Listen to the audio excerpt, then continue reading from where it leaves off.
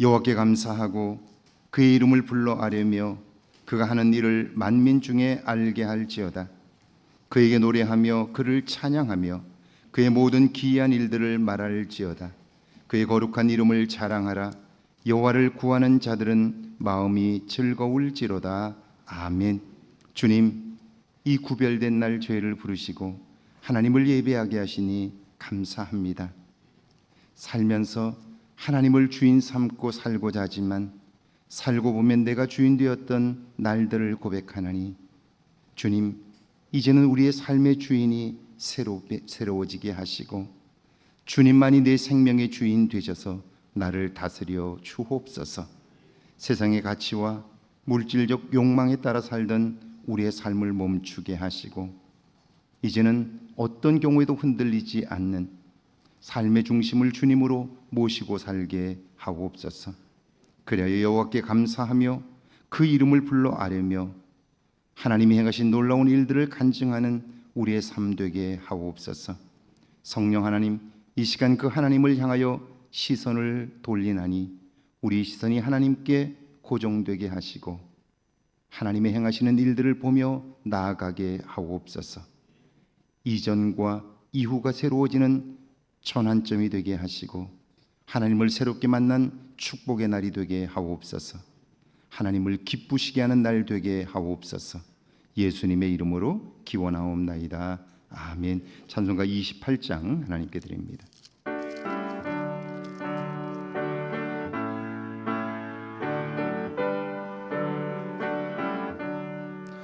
복의 근원 강림하사 찬송하게 하소서. 한량 없이 자비하심 증량할 길 없도다. 천사들의 찬송가를 내게 가르치소서. 구속하신 그 사랑을 항상 찬송합니다.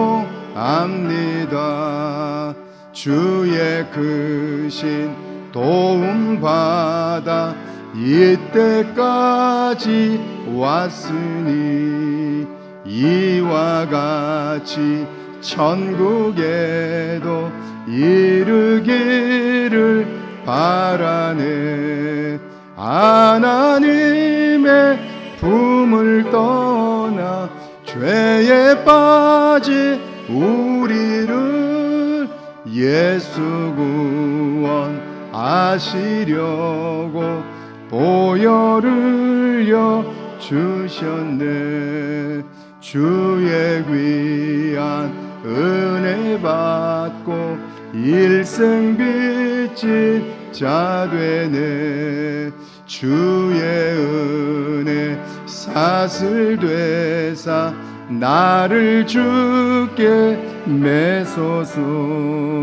우리 마음은 연약하여 범죄하기 쉬우니 하나님이 받으시고 천국인을 지소서. 아멘. 교동문 35번 시편 84편 말씀 교독합니다. 교동문 35번 시편 84편 말씀입니다. 만군의 여호와여, 주의 장막이 어찌 그리 사랑스러운지요. 내 마음과 육체가 살아계시는 하나님께 부르짖나이다. 주의 제단에서 참새도 제 집을 얻고 제비도 새끼들 보금자리를 얻었나이다.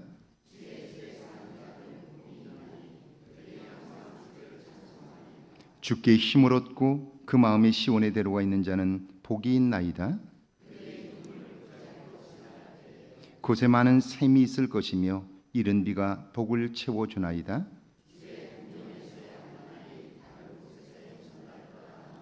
악인의 장막에 사는 것보다 내 하나님의 성전 문지기로 있는 것이 좋사오니 아멘. 사도신경으로 우리의 신앙을 고백합니다. 전능하사 천지를 만드신 하나님 아버지를 내가 믿사오며 그 외아들 우리 주 예수 그리스도를 믿사오니 이는 성령으로 잉태하사 동정녀 마리아에게 나시고 본디오 빌라도에게 고난을 받으사 십자가에 못 박혀 죽으시고 장사한 지 사흘 만에 죽은 자 가운데서 다시 살아나셨으며 하늘에 오르사 전능하신 하나님 우편에 앉아 계시다가 저리로서 산 자와 죽은 자를 심판하러 오시리라. 성령을 믿사오며 거룩한 공회와 성도가 서로 교통하는 것과 죄를 사하여 주시는 것과 몸이 다시 사는 것과 영원히 사는 것을 믿사옵나이다. 아멘. 자리에 앉으셔서 찬송가 195장 하나님께 드립니다.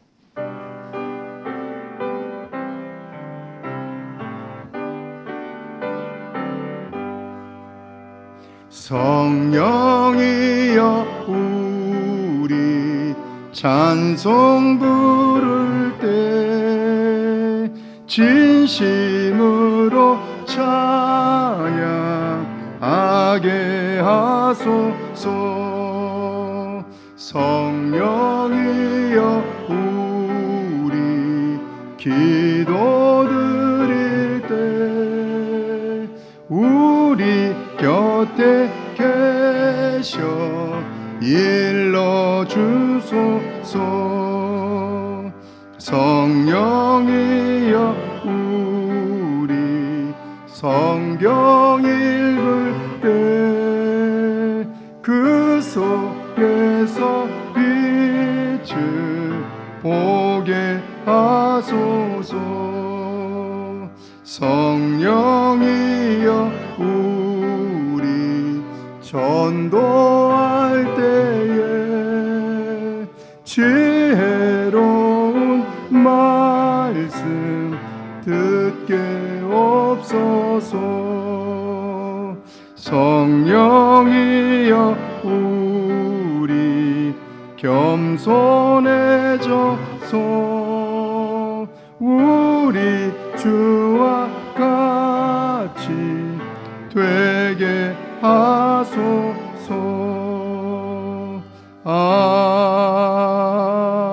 아멘. 소동주 안수집사님 기도합니다.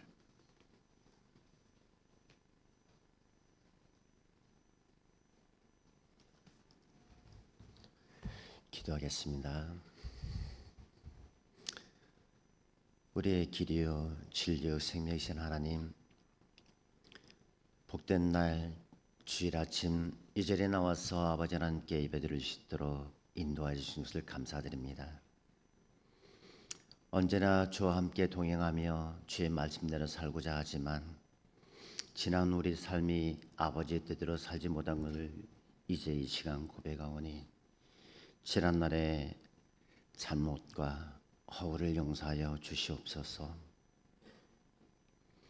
온전히 하나님께 예배드릴 수 있는 진실된 마음과 입으로만 거지 아니하고 저 하늘의 복을 쫓는 저희 사랑하는 신원동교회 성도님들을 아버지 하나님께서 함께하여 주시옵소서. 항상 나보다는 남을 먼저 생각하게 하시고 나보다 낮은 자를 챙겨줄 줄 알고 나보다 못한 자를 지켜줄 수 있는 주님의 사람으로 바른 삶을 살아갈 수 있도록 저희들의 믿음을 굳건히 지켜주시옵소서. 온전히 하나님의 말씀 따라 살기 원하지만 세상 속에 이리저리 세파에 휩쓸리고 있습니다. 어느 곳 어느 위치에 있든 그 무엇을 하든 그 어떤 것보다 중요한 것은 하나님과 함께하는 동행하는 삶을 살겠다는 믿음입니다. 언제나 주와 동행하는 삶 속에서 세상에서 승리하게 하시고 그 안에서 주님과 함께하는 기쁨이 언제나 넘쳐날 수 있도록 저희들의 믿음을 채찍질하여 주시옵소서. 예전에 나와서 예배 드리고자 하지만 몸이 불편해서 마음이 불편해서 이전에 나와 예배하지 못하는 사랑하는 주님의 자녀들을 보살펴 주시옵소서. 어느 곳에 있든지 마음은 이전에 있게 하시고 이 시간 그 마음속에 하나님과 함께하는 시간이 되게 하셔서 저들과 함께하는 예배를 드릴 수 있는 시간 될 수 있도록 그 마음을 주장하여 주시옵소서. 이전을 위해서 보이지 않는 곳에서 많은 사람들이 애쓰고 있습니다. 때로는 교회 버스로, 때로는 기도로, 언제나 주님의 일을 힘써 행하시는 사랑하는 주의 성도들을 아버지께서 축복하시고 인도하여 주시옵소서. 날로 믿음이 성장하여가는 우리 사랑하는 신앙등 성도들이 저 천국을 향한 소망을 두고 앞으로 한 걸음 한 걸음 걸어갈 때마다 주님의 축복이 함께하여서 남은 인생이 주님과 함께하는 기쁨이 넘쳐나며 그 속에서 주님과 함께하는 즐거움을 누릴 수 있도록 저희들의 삶을 주장하여 주시옵소서. 오늘 말씀을 주장하실 사랑하는 목사님, 언제나 주의 팔로 안아주시옵시고 언제나 성령으로 인도하셔서 그 말씀을 듣고 깨우치는 시간 되게 하시고 그 말씀으로 인하여서 저희들이 삶의 새로운 목표가 설정될 수 있도록 저희들을 이끌어 주시옵소서. 처음과 시작이 모든 것이 아버지 뜻 안에서 이루어질 줄 믿고 예수 그리스도의 이름으로 기도드렸습니다.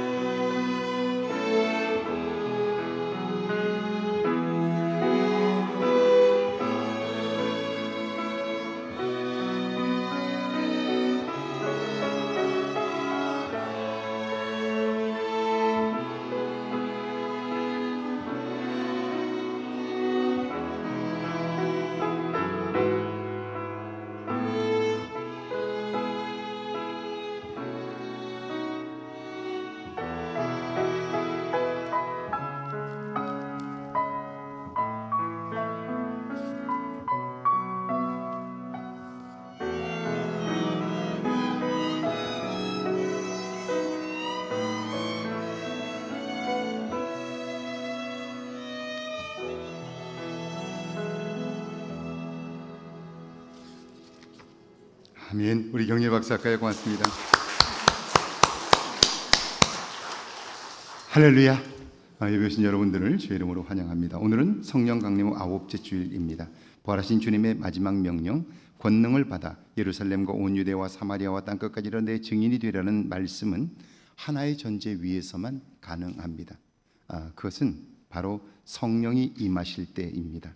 이번 한 주간 성령 충만함을 사모하여 증인된 삶 사시기를 원하며 예배 오신 여러분들을 진심으로 환영합니다. 이번 주 수요 사경에는 성령 집회로 모입니다. 은혜 충만한 모임을 위해서 기도로 준비하시기를 바랍니다. 가을 음악회 준비위원회 모임이 오늘 오후 예배 후 교육관 3층 청년부실에서 있습니다. 당회원과 1, 2 남신도 회장, 전체 여신도 임원, 안수입사 회장, 중고등부 청년부 담당 교육자께서는 참석해 주시기를 바랍니다. 8월 월삭기도회가 1일 토요일입니다. 오전 5시 성가대 주관으로 있습니다. 8월의 첫날 기도와 찬송 말씀으로 시작하셔서 새날을 살 수 있기를 바랍니다. 성령 집회 후 성지순례팀 모임이 교육관 3층 청소년부실에서 있습니다. 이번 주부터 2026년 대신방이 시작됩니다. 동역자님들께서는 대신방 계획을 세워주시고 일정을 교육자들과 상의해 주시기를 바랍니다. 개별 신방을 원하시는 가정은 동역자님들에게 요청해 주시기를 바랍니다. 이번 주 신방 일정 봐주시고요. 청소년부 여름 수련회와 그리고 아동부 여름 성경학교가 이제 이번 주 목요일부터 토요일까지 있습니다. 여러분 위해서 기도해 주시기를 바랍니다. 이번 주 8월 3일부터 우리 곽김용 목사님 휴가 봐주시고 제50회 남신도의 전국대회가 8월 25일부터 27일까지 강원도 횡성에서 있습니다. 참여를 원하시는 분들은 남신도 회장님들께 신청해 주시기를 바랍니다. 이번 주 생일 맞으신 분들입니다. 진상현 권사님, 이혁원 집사님, 이봉래 권사님, 김혜춘 집사님, 김옥자 A 권사님, 최정림 권사님, 이말순 집사님, 유연순 권사님. 우리 축하 박사까지 왔습니다. 찬송가 401장 부르면서 준비하신 예물 봉헌합니다.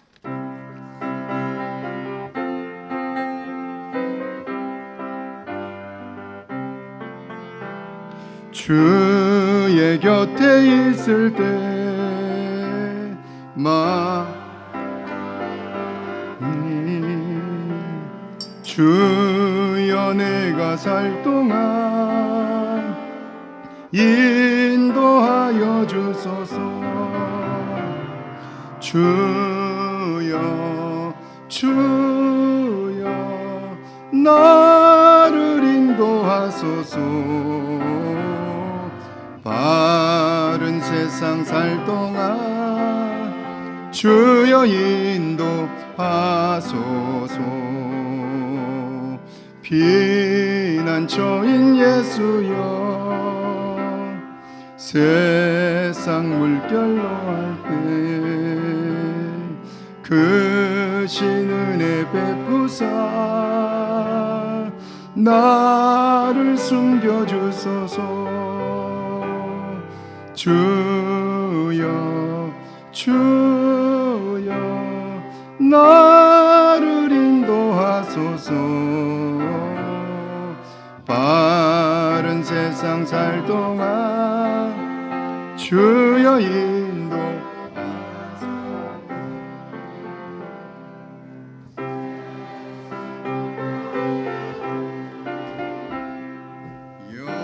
영화로운 나라와 눈물 없는 곳으로 들어가게 하소서. 주여 주여 나를 인도하소서. 바른 세상 살 동안 주여 인도하소서.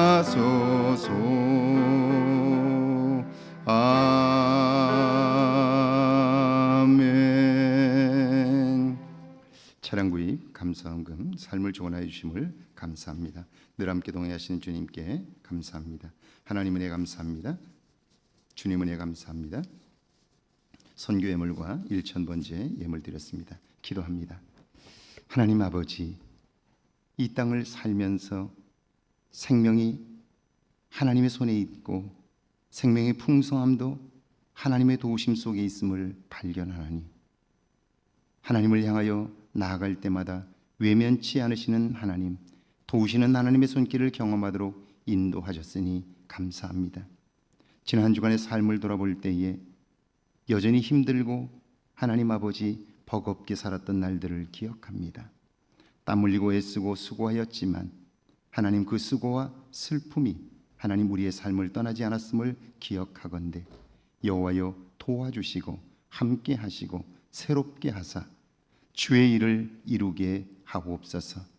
우리의 삶이 하나님의 손에 붙들려져서 살아가므로 이 땅을 사는 동안 쉼과 안식이 있게 하시고 오늘과는 다른 새로운 내일에 대한 기대감으로 충만하도록 인도하여 주옵소서.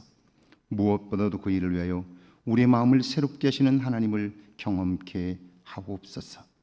주님, 여전히 내가 주인 되어 살아가며 감정에 휘둘려 살아가는 우리의 모습을 발견하게 하셔서 주님, 내가 주인 된 사람을 가르칠 스승이 없음을 발견하게 하시고 이제는 겸허히 듣게 하시고 따르게 하셔서 우리의 마음이 새로워지며 하나님의 성품을 닮아가게 하옵소서.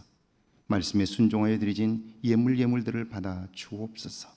10의 1조와 주정예물과 주일예물을 드리나니 곳에 담긴 마음들을 주님 새롭게 하시고 고치사 하늘의 뜻을 품게 하시고 하늘의 마음을 담게 하옵소서. 감사함으로 예물을 드린 손길들을 기억해 주옵소서. 차량 구입을 위하여 드려진 예물들과 삶을 주관하시는 하나님 동행하심을 감사해 드린 예물들과 선교 예물과 소원을 담아 드리는 예물들 위에 기름을 부으사 거룩히 구별하시고 하나님이 기억하시는 이름들이 되게 하옵소서. 지금까지 살아왔던 삶을 뒤로하고 이제 남은 삶을 위하여 하나님과 새로운 관계를 이루게 하옵소서. 그리하여 말씀에 순종하고 주의 뜻을 따르는 저희들 되게 하옵소서. 예수님의 이름으로 축복하며 기도하옵나이다. 아멘.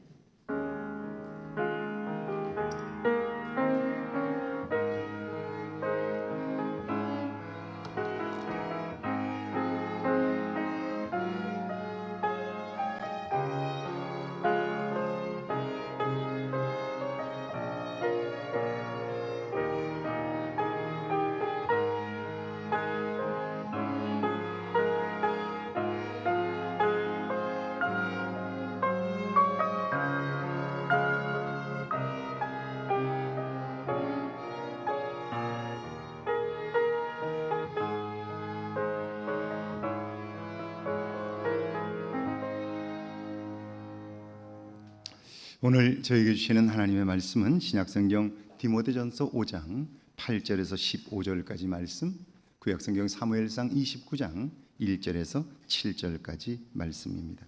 먼저 우리 신약성경 디모데전서 5장 8절에서 15절까지 말씀입니다. 함께 봉독합니다. 8절에서 15절까지 말씀입니다.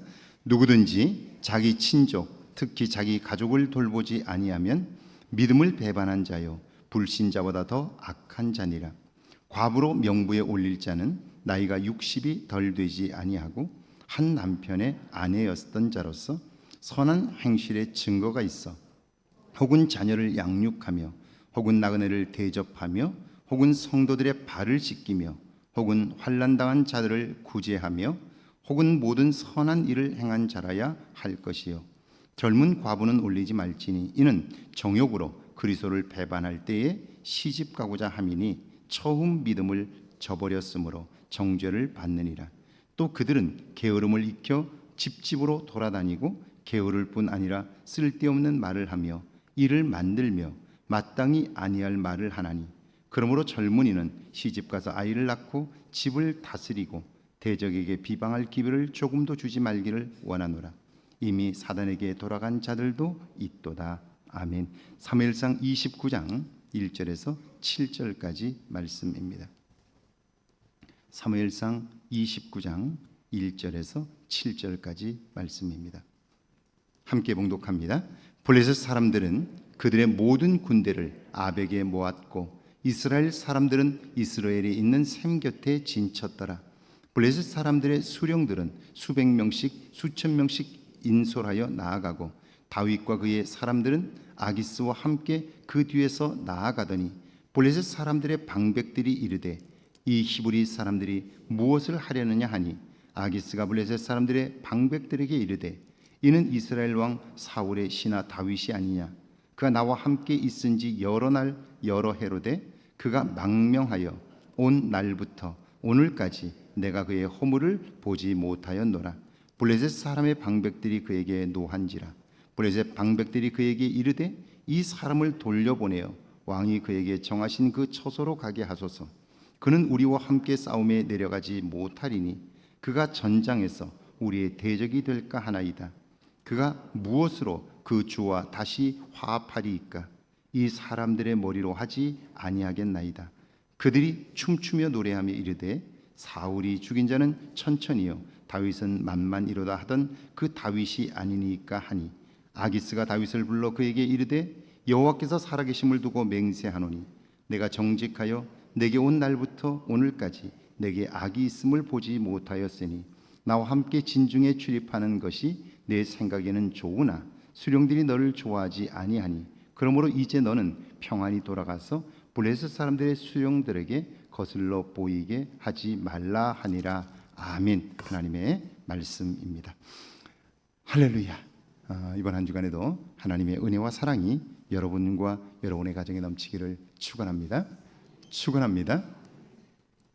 여러분, 오늘 이 시대에 가장 중요한 한 사람을 꼽는다면 여러분은 누구를 꼽으시겠습니까? 오늘 이 시대에 가장 주목하는 한 사람, 그 사람을 발견하는 일은 그리 어렵지 않습니다. 매스컴이 그의 삶에 집중하고 있고요. 우리가 생각하는 중요한 사람들이 그를 만나고자 합니다. 그 사람이 오늘 이 시대의 가장 중요한 인물, 오늘 이 시대를 움직이는 사람이라고 볼 수 있습니다. 여러분은 얼마 전에 우리 매스컴을 통해서 미국에서 온 한 남자, 온 매스컴이 그에게 집중된 것을 본 적이 있습니다. 그가 어디를 가든지 사람들이 몰려들었고 모든 방송은 그의 일거수일투족에 집중했습니다. 그 이름이 젠슨 황입니다. 이번에 대통령께서 북미와 남미 순방을 떠나셨는데 첫 번째 기착지인 샌프란시스코에 도착해서 제일 먼저 만난 사람도 그 사람입니다. 그와 함께했던 작은 것까지 언론이 주목했고 우리나라의 대통령이 내리자마자 그를 만났습니다. 그곳에서 AI 서밋이 있어서 그 사람들이 만나게 되는데 그를 찾아가 만나게 되었어요. 그가 오늘 이 시대 사람들이 주목하는 아주 중요한 인물인 거죠. 그렇다면 한번 생각해 볼 필요가 있습니다. 그 사람, 젠슨 황, 그는 우리와 거의 똑같은 사람이었습니다. 미국에 이민자로 와서 자기 시대에 자기가 창업을 했고 그리고 그 회사가 세계에서 가장 큰 기업이 되었습니다. 어떻게 그럴 수 있었을까? 우리가 속속들이 다 알 수는 없지만 그러나 그의 삶의 습관들을 보면 오늘 주목받을 만하다는 생각을 하게 되는데 그것은 오늘 대부분의 사람들의 삶과는 다르기 때문입니다. 여러분, 그는 세계에서 가장 돈이 많은 사람 중에 한 사람입니다. 근데 그의 옷을 보면 그는 항상 가죽 재킷을 입습니다. 옷이 그것밖에 없는지 나타날 때마다 그것만 입고 나타납니다. 그런 옷을 산다면 수백 벌도 살 수 있을 텐데 수천 벌도 살 텐데 왜 그 옷만 입고 나타날까요? 이유는 그런 부류의 사람들이 비슷합니다. 애플의 스티브 잡스나 또는 메타의 저커버그나 이 젠슨 황이나 공통점이 있습니다. 그들은 똑같은 옷을 계속 입습니다. 왜 그럴까요? 이유는요, 옷을 바꿔 입고 그렇게 거기에 쓸 시간이 없다는 거예요. 그 옷을 선택하느라 버리는 시간이 아깝다는 거예요. 그래서 똑같은 것을 여러 벌 사서 그걸 계속 입는 거예요. 그뿐 아니라 이 젠슨 황은요, 시계를 차지 않습니다. 저도 이렇게 시계를 찾잖아요. 젠슨 황은 시계를 차지 않습니다. 기자가 그게 이상해서 묻습니다. 왜 시계를 차지 않습니까? 라고 물어요.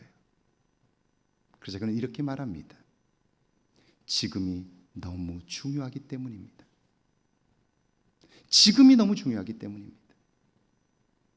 과거도 중요하고 미래도 중요하지만 그러나 지금보다 더 중요한 시간은 없기 때문입니다. 그래서 지금에 집중하기 위해서 시계를 차지 않는다는 거예요. 여러분, 작은 생각이 우리의 삶을 새롭게 하는 겁니다.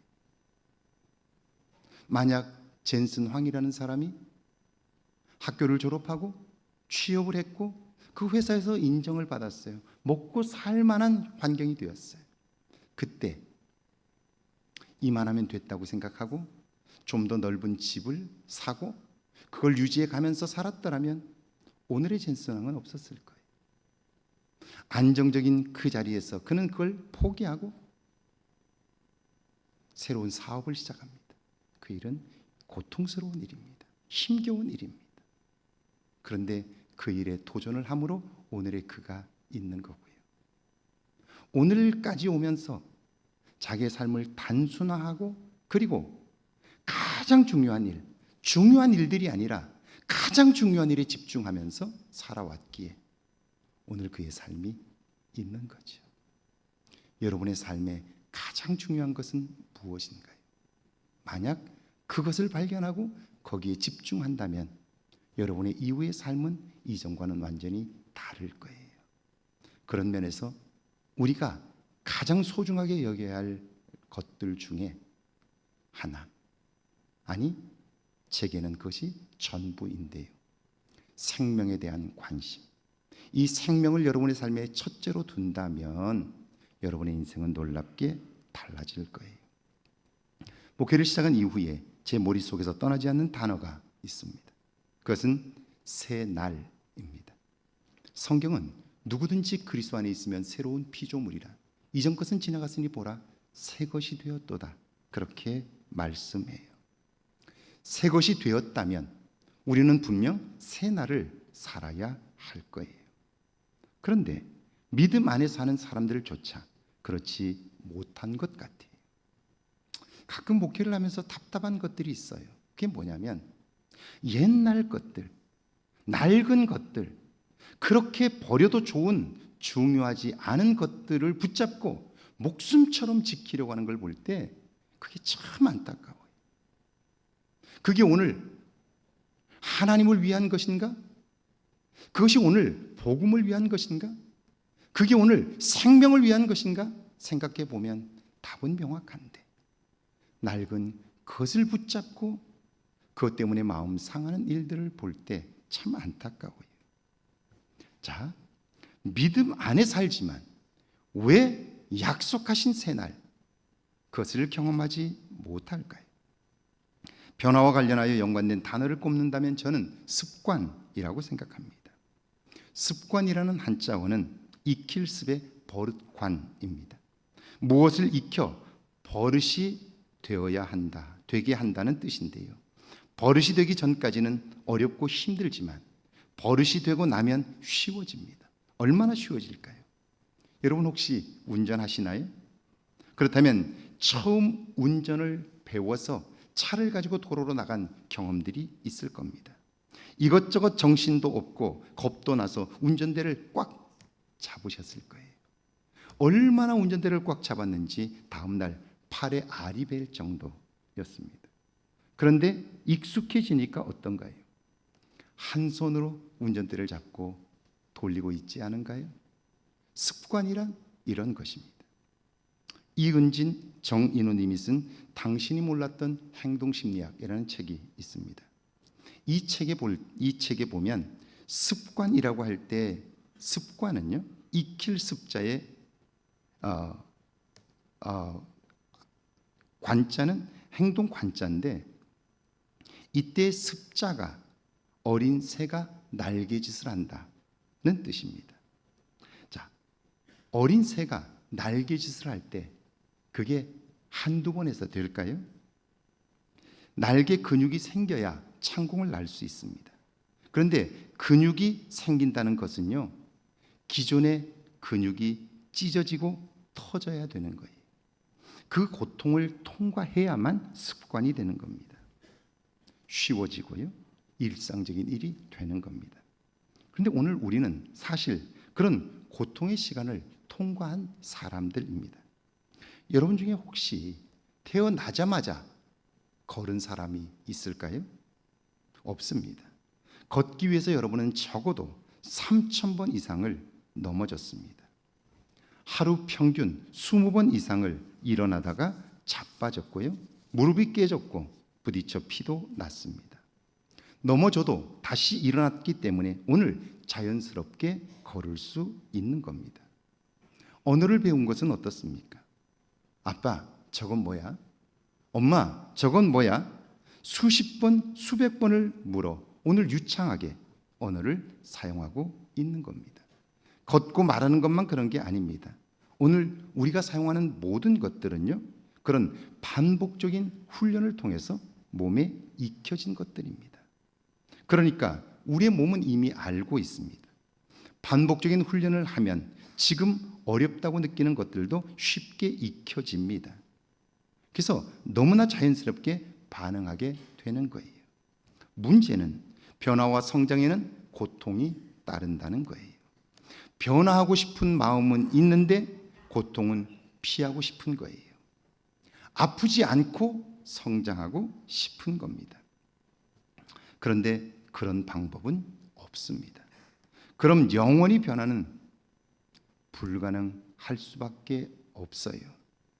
그런데 여러분, 성경을 잘 읽어보면 우리가 결심하고 우리가 다짐한다고 해도 그걸 지킬 만한 능력이 우리에게 없다는 걸 경험적으로 우리는 알아요. 그런데 내가 할 수 없다고 여길 때 성경은 주저앉아 포기하라고 말하는 게 아니라 그때는 기도하라 그렇게 말씀해요. 내가 할 수 없어서 포기할 수밖에 없을 때에 그때 성경은 기도하라는 거예요. 기도하면 하나님께서 그걸 할 수 있는 힘을 주시고요, 그리고 작은 변화를 시도했는데 나는 할 수 없었지만 그걸 행하게 하신 하나님을 만나기 시작하면 그때부터 변화로 인한 기쁨을 경험하게 되고요, 그래서 변화의 길을 가는 거예요. 새 날을 사는 거죠. 그렇다면 여러분, 무엇이 변화해야 할까요? 변화의 방향과 목표는 무엇일까요? 오늘 신약의 본문이 그것을 말씀하는데 디모데전서 5장 8절입니다. 같이 한번 읽어볼까요? 함께 읽습니다. 누구든지 자기 친족, 특히 자기 가족을 돌보지 아니하면 믿음을 배반한 자요 불신자보다 더 악한 자니라. 충격적인 이야기죠. 왜 이렇게까지 말씀할까요? 자기 친족, 특히 자기 가족을 돌보지 아니하면 믿음을 배반한 자요 불신자보다 더 악한 자니라. 형제와 다툰 자, 형제를 돌보지 아니한 사람, 그 사람은 믿음을 배신한 자이고 불신자보다 더 악하다. 어떤가요? 여러분 양심에 찔리지 않으신가요? 왜 이렇게 하나님은 정말 엄격한 이야기를 하시는 거예요?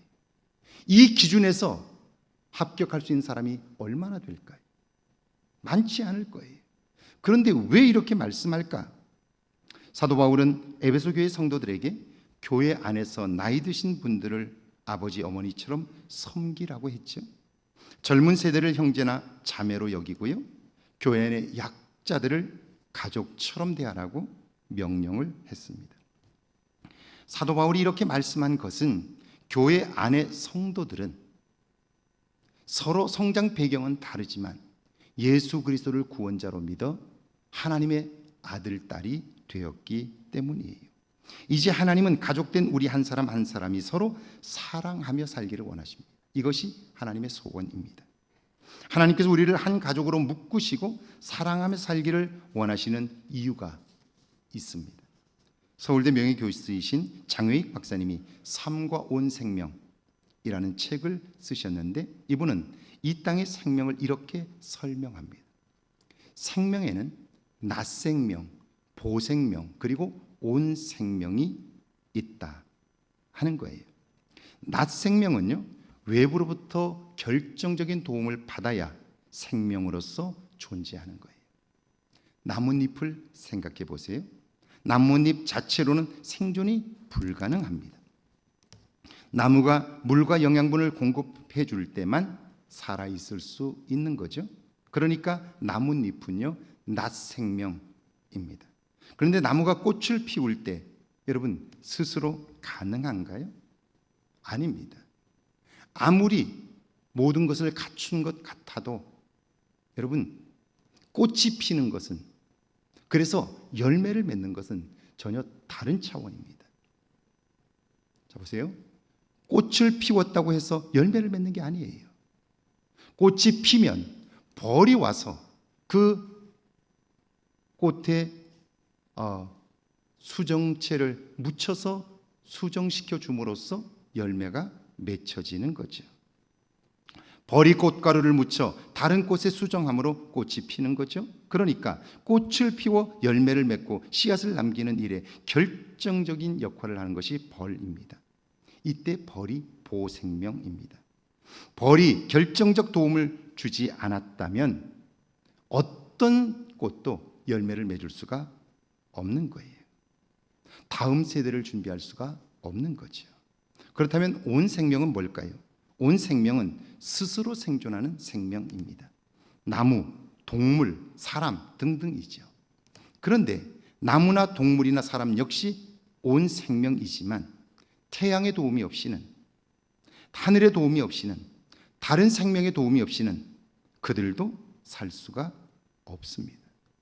여러분, 여러분이 어린 시절을 생각해 보세요. 유아기를 생각해 보세요. 그는 생명이지만, 사람이지만 어머니의 보살핌이 없이는 결코 혼자 살 수가 없는 거예요. 어머니의 절대적인 도움으로만 그 생명은 홀로 설 수 있게 되는 거죠.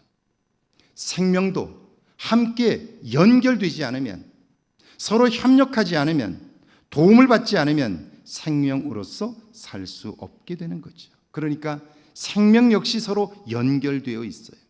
결코 혼자 살 수는 없는 거예요.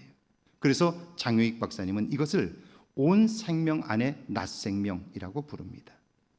그러니까 우리 혼자는 온 생명이지만 이 온 생명은 혼자 살아갈 수 없는 거예요. 함께 더불어 살아가게 되는 거죠. 그리고 홀로 살 수 없기 때문에 우리는 온 생명 안에 낮생명이 되는 거죠. 생명 하나는 스스로 살아가는 것 같지만 사실은 낮생명으로 살고, 이 낮생명은 서로 다른 낮생명과 함께 어울려서 온 생명을 이루어가게 되는 거죠. 낮생명 없이 온 생명이 없고 온 생명 없이 낮생명도 없게 되는 거죠. 그런데 오늘 우리는 어떻습니까? 내가 혼자 잘 살 수 있다고 여기지 않나요? 다른 사람들을 나를 귀찮게 여기는 존재, 걸림돌이라고 생각하지 않나요? 인류의 불행이 여기에 있습니다. 그래서 하나님은 예수 그리스도를 통하여 인류를 온 생명, 한 가족으로 묶으셨습니다. 혼자는 잘 살 수 없기에 서로 협력하고 사랑하며 살게 하신 것입니다. 예수님을 통하여 예수님의 피값으로 이루신 일이니까 이걸 어기는 일은 인간이 범할 수 있는 가장 악한 일이 되는 거예요. 그래서 누구든지 자기 친족, 특히 자기 가족을 돌보지 아니하면 믿음을 배반한 자요 불신자보다 더 악한 자라고 말씀을 하는 거예요.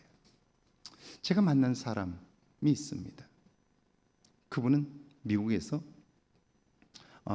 외과 의사셨어요. 미국에서 외과 의사는 돈을 가장 많이 버는 사람입니다. 보통의 의사들보다 2배, 3배를 더 받습니다. 그러니까 굉장히 돈을 많이 벌었고요. 그리고 결혼했습니다. 그 결혼한 대상은 이름을 대면 알만한 탤런트요 영화 배우였습니다. 그분하고 결혼을 하고 그분과 함께 신혼생활을 시작하는데요.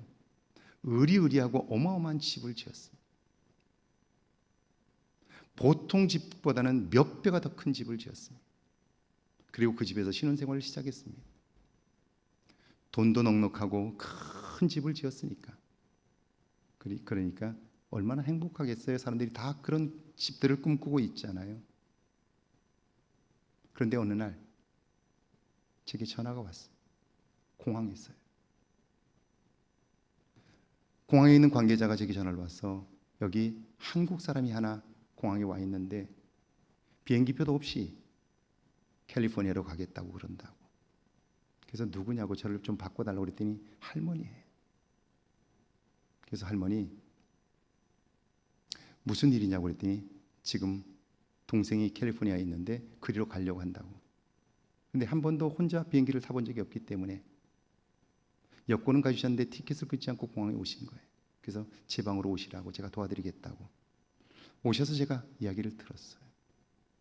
여러분, 그 큰 집에서 두 사람이 사는데 외과 의사는 굉장히 바빠요. 새벽부터 수술을 합니다. 밤늦게까지 수술합니다. 집에 없습니다. 혼자 그 큰 집에서 살아야 돼요. 그러니까 집안을 돌보는 할머니 한 분을 두셨어요.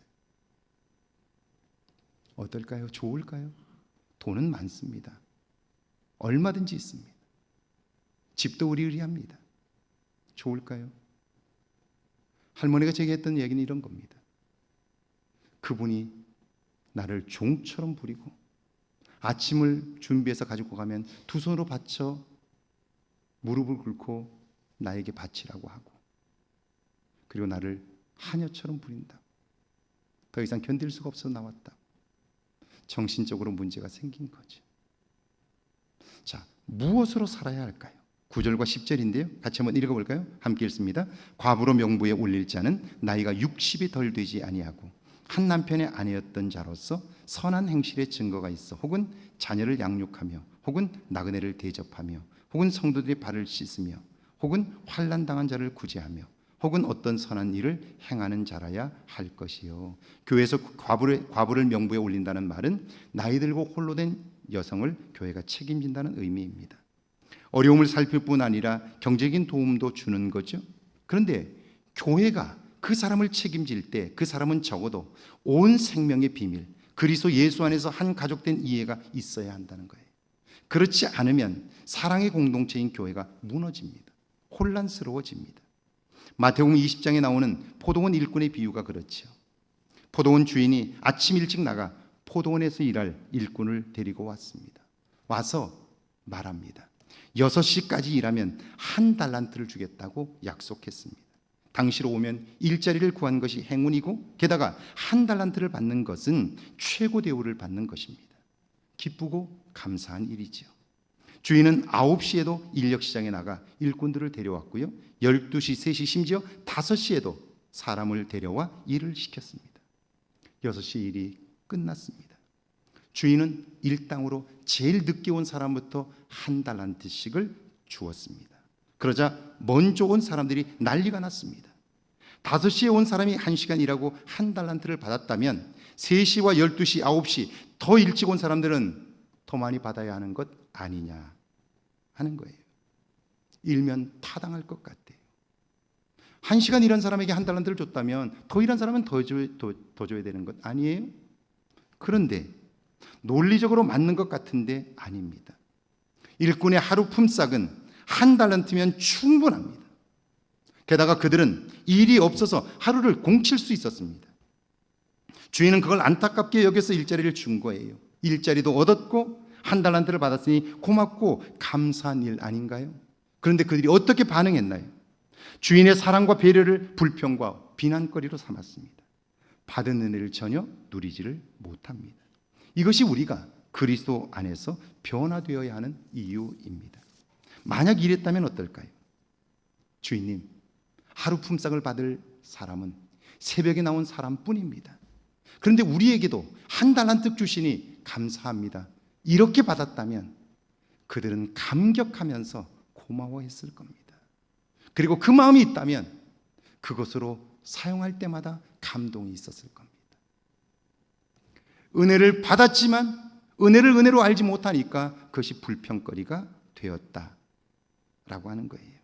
그래서 젊은 과부는 명부에 올리지 말라고 말씀하는데 13절에서 15절입니다. 함께 읽습니다. 또 그들을 게으름을 익혀 집집으로 돌아다니고 게으를 뿐 아니라 쓸데없는 말을 하며 일을 만들며 마땅히 아니할 말을 하나니 그러므로 젊은이는 시집가서 아이를 낳고 집을 다스리고 대적에게 비방할 기회를 조금도 주지 말기를 원하노라. 이미 사탄에게로 돌아간 자도 있느니라. 우리가 그리스도 예수 안에서 말씀을 배우고 변화를 시도하고 경험해야 하는 이유가 여기에 있습니다. 그에게 본문인데요, 사무엘상 29장 1절과 2절 한번 같이 읽습니다. 블레셋 사람들은 그들의 모든 군대를 아벡에 모았고 이스라엘 사람들은 이스라엘이 있는 샘 곁에 진쳤더라. 블레셋 사람들의 수령들은 수백 명씩 수천 명씩 인솔하여 나아가고 다윗과 그의 사람들은 아기스와 함께 그 뒤에서 나아가더니 사울왕을 피해 도망을 다닌 다윗은요 더 이상 그 땅에서 살 수가 없어 블레셋으로 정치적인 망명을 했습니다. 그런데 이게 웬일입니까? 블레셋이 이스라엘과 전쟁을 벌이는 거예요. 다윗은 지금 그 전쟁에 동원되어 자신의 조국을 대신해서 나온 군대와 싸워야 하는 거예요. 자, 다윗으로서는요 자기가 살 수 없게 되어 블레셋의 정책인 망명을 했을 때 거두어진 왕이 있어요. 그의 이름이 아기스입니다. 그러니까 그를 향한 사랑을 배신할 수도 없어요. 그렇다고 자기의 조국의 군대와 싸울 수도 없잖아요. 정말 난처한 상황인데요. 다윗은 이 위기를 어떻게 벗어날 수 있을까요? 전쟁이 시작되자 블레셋 장수들이 앞장섰고 아기스 왕과 다윗이 뒤에 섭니다. 이스라엘 군대가 진치고 있는 길보아 지역을 향해서 진군하는 거죠. 그런데 3절과 4절입니다. 같이 한번 읽습니다. 블레셋 사람들의 방백들이 이르되 이 히브리 사람들이 무엇을 하려느냐 하니 아기스가 블레셋 사람들의 방백들에게 이르되 이는 이스라엘 왕 사울의 신하 다윗이 아니냐. 그가 나와 함께 있은 지 여러 날 여러 해로되 그가 망명하여 온 날부터 오늘까지 내가 그의 허물을 보지 못하였노라. 블레셋 사람의 방백들이 노한지라 블레셋 방백들이 그에게 이르되 이 사람을 돌려보내어 왕이 그에게 정하신 그 처소로 가게 하소서.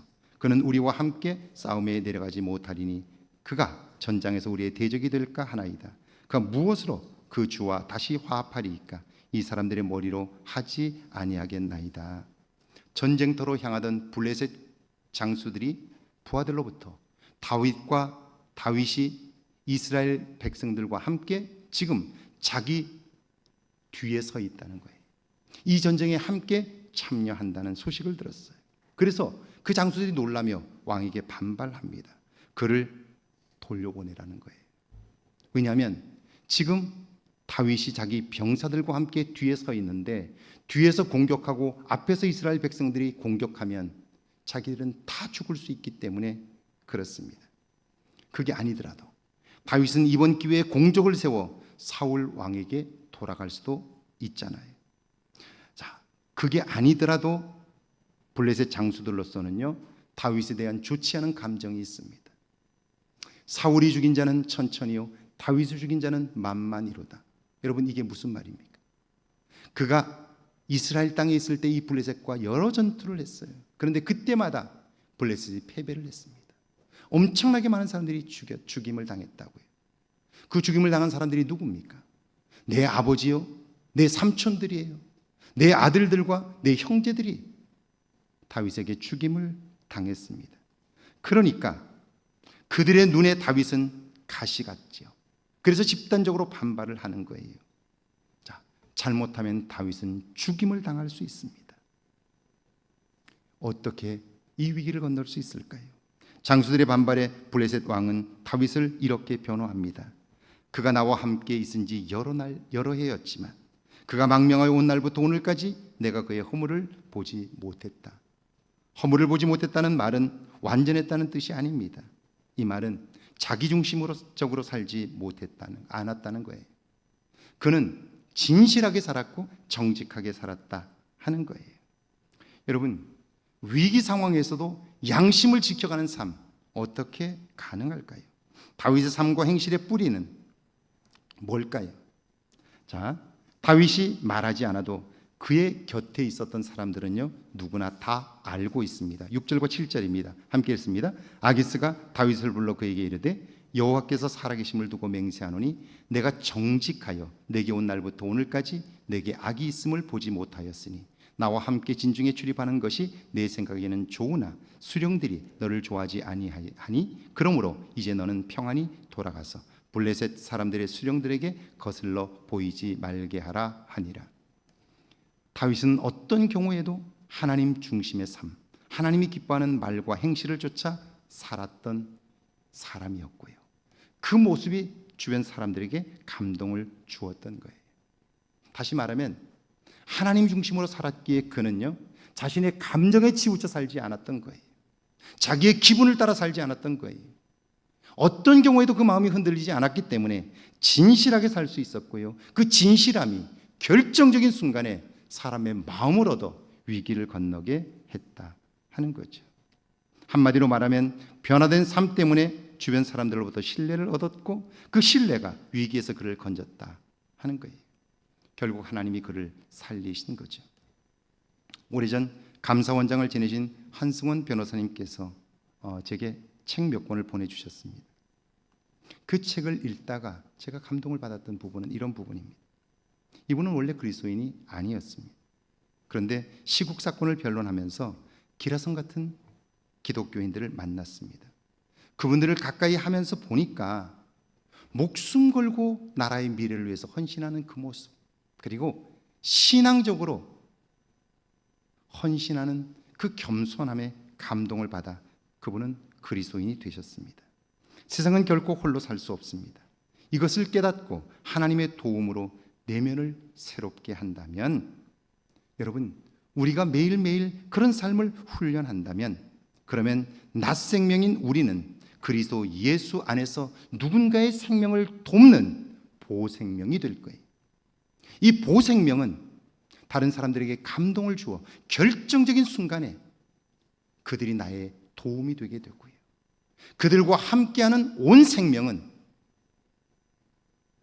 우리를 통해서 하나님이 계획한 일들을 이루어가게 되면서 그들이 나를 높이고 내가 그들을 높이는 이런 참 생명의 역사를 이루게 되는 거죠. 이번 한 주간 내 안의 변화에 관심하십시오. 그리고 온 생명을 향한 새로운 걸음을 시작하십시오. 하나님의 도우심이 함께 하실 겁니다. 찬양하고 기도합니다.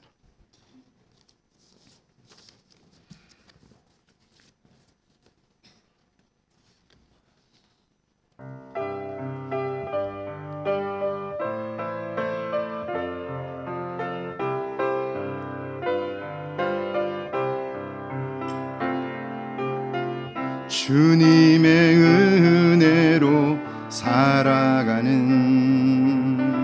당신의 모습이 참 아름다워요.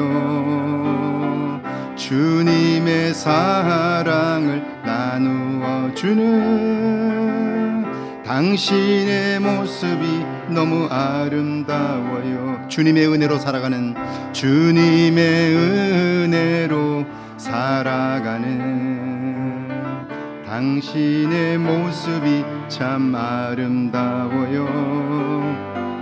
주님의 사랑을 나누어 주는 당신의 모습이 너무 아름다워요.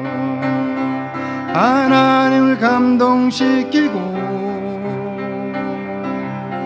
세상을 변화시키는 당신은 이 세상에 필요한 사람, 하나님이 좋아하는 사람. 당신 때문에 어두운 세상이 사랑으로 가득 차지요. 당신 때문에 하나님께서 더욱 영광 받으시지요. 이 시간 함께 오늘 말씀을 기억하면서 기도합니다. 여러분은 어떤가요? 우리 모두는 온 생명이지만 또 낮 생명입니다. 오늘 우리가 이 자리에 있을 수 있었던 것은 우리 주변에 좋은 보생명들이 있었기 때문에 오늘 여기까지 올 수 있었던 거예요. 그런데 우리는 그 보생명을 밀어내고 우리의 판단으로 나와 맞지 않다고 그 사람들을 자꾸 찔렀어요. 그래서 누구도 곁에 오지 못하게 했어요. 그리고 온 생명인 우리가 낮 생명으로 살아가게 되니까요, 삶의 기쁨이 없는 거예요. 뭘 이루면 될 것 같죠? 아니에요. 저는 지금까지 세상적으로 무언가를 이룬 사람들을 정말 많이 만났어요. 사회적으로 성공한 사람들, 인기를 얻은 사람들 너무너무 많이 만났어요. 여러분이 혹시 아시는지 모르겠는데 거미라고 하는 유명한 가수가 있어요. 그 친구가 처음 데뷔해서 미주 공연을 왔을 때 저희 교회에서 만났고 함께 교제했어요. 그때 제가 이런 얘기를 했어요. 미래는 주 안에서 전혀 다를 것이다. 그럼 지금 해야 할 일은 그 미래를 위해서 오늘 내게 주어진 삶의 최선을 다하는 것이다. 그리고 마음을 아름답게 가꾸는 것이다 라고 이야기를 했어요. 지금은 너무나 유명한 사람이 되었는데 제가 보면서 참 좋은 것은 그 남편 조정석과 함께 아름다운 삶을 살아가는 모습을 보면서 마음이 푹 좋아요. 오늘 말씀을 기억하면서 함께 기도하면 좋겠습니다. 함께 기도합니다. 주님, 주님, 주님,